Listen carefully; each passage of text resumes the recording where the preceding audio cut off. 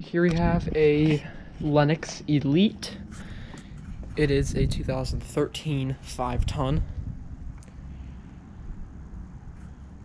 It's got a big compressor. I'm not sure what it is though. And is that an ECM fan? Might be.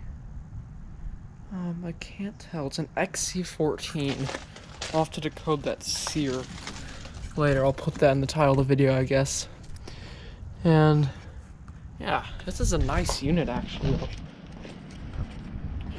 And back here, there's the logo, Lennox Elite, and that'll be it.